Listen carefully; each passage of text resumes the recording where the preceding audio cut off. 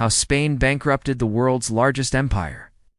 What if I told you that the richest empire in the world, the empire sitting on mountains of gold and silver, the empire that dominated continents and ruled the seas, managed to bankrupt itself? Not once, not twice, but at least 6 times.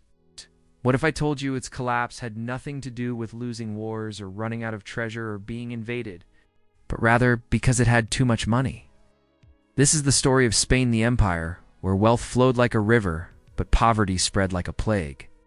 The empire that triggered the first global inflation crisis, reshaped world finance, and accidentally wrote the playbook for how superpowers still bankrupt themselves today. Why did the richest empire on earth run out of money? Why did endless treasure make Spain weaker instead of stronger? And how did one financial decision made in desperation made into our modern debt-driven world? To understand Spain's downfall, we have to start with the 1500s, an era of explorers, monarchs, and newly discovered continents. Spain had just unified under Queen Isabella and King Ferdinand. Their grandson, Charles V, inherited something unprecedented, a global empire stretching from Europe to the Americas, a territory so vast people said the sun never sets on Spain. And more importantly, he inherited the world's greatest supply of silver from the mines of Mexico and Peru. The Spanish crown believed it had solved something every empire struggled with: money. No need for taxes. No need for sustainable budgets. No need for economic planning. Just ship after ship, loaded with treasure crossing the Atlantic. But beneath the golden surface, Spain's entire financial system rested on a dangerous illusion, one the king didn't understand until it was too late.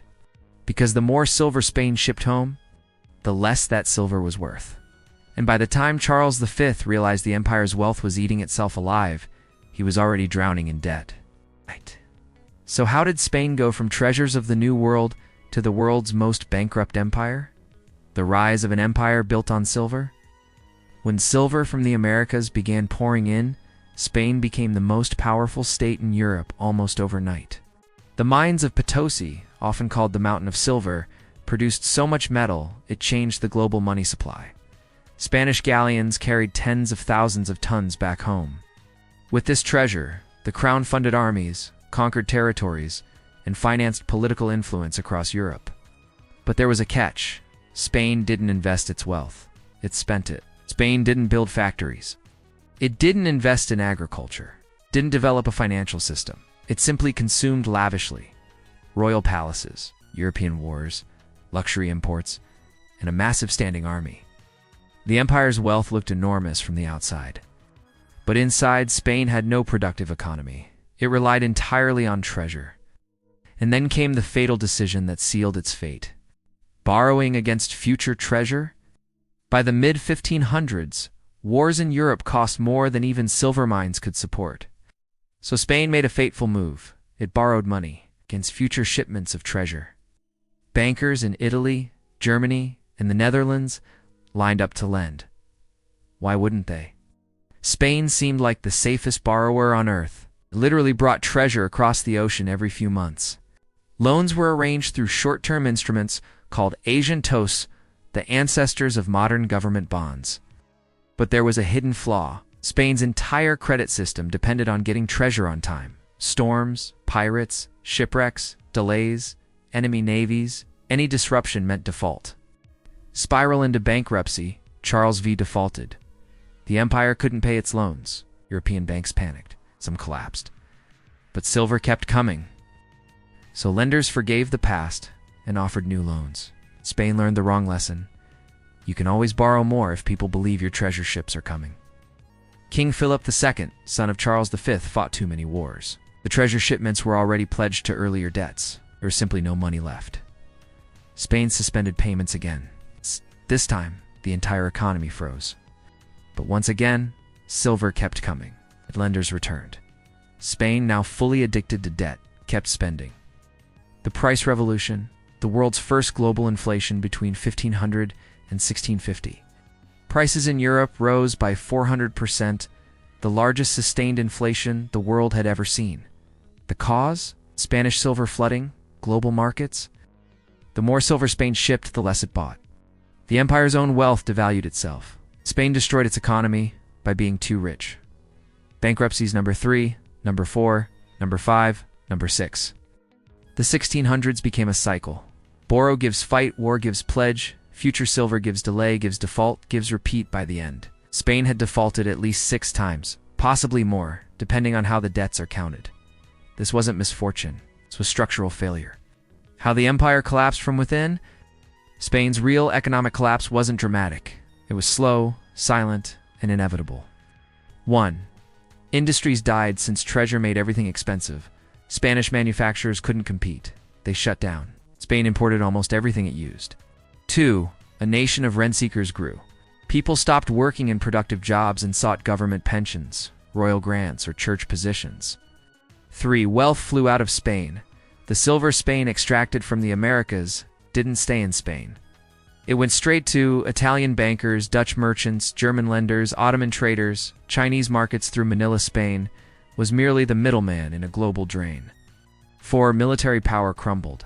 Without money, Spain's legendary tercios, the best soldiers in Europe, couldn't be maintained. Victories turned to defeats. Territories slipped away. 5. The empire became symbolic by the late 1600s. Spain still had the outer shell of a global empire, but not the financial strength to run it. Failed fixes. Spain tried to fix the crisis multiple times. It tried raising taxes. People rebelled. It tried coinage reform. Inflation returned. It tried squeezing more silver from the colonies. The mines began to decline. It tried cutting spending, but wars and royal courts consumed everything. The real problem was never solved. Spain believed wealth was something you find, not something you build. Modern parallels. Now here's the uncomfortable part. Spain's story isn't ancient history. It's a blueprint for what's happening today. 1. Superpowers drowning in debt. Spain was the first, but today the U.S. national debt is over $35 trillion. Global debt is over $315 trillion. Countries borrow against future growth the same way Spain borrowed against future treasure. 2. Inflation caused by money creation. Spain triggered the world's first global inflation. Today, central banks create trillions. Digitally, same effect, new method. 3. Over-reliance on imports. Spain imported everything because it couldn't produce. Many countries today rely on fragile global supply chains for wealth that makes nations weaker. Spain had silver. Today, nations have credit, QE, cheap borrowing, asset bubbles, different tools, same pattern. The Spanish Empire proved something uncomfortable. Asterisk superpowers don't fall when they run out of money. Takeaway number 1.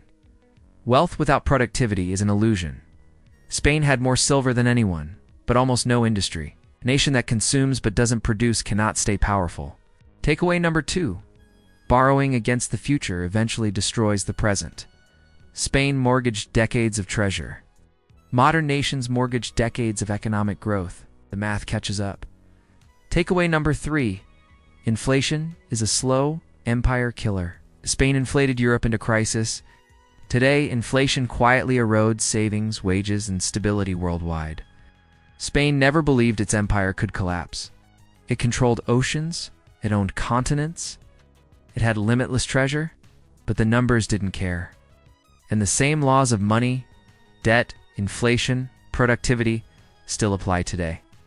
The only question is, which modern superpower is repeating Spain's mistakes right now? And how long before the bill arrives? If you found this story eye-opening and want more deep dives into financial history, economic mysteries, and the hidden forces shaping our world, make sure to like this video. Tell us what empire you want to explore next. Subscribe for more episodes. History doesn't repeat, but money always does.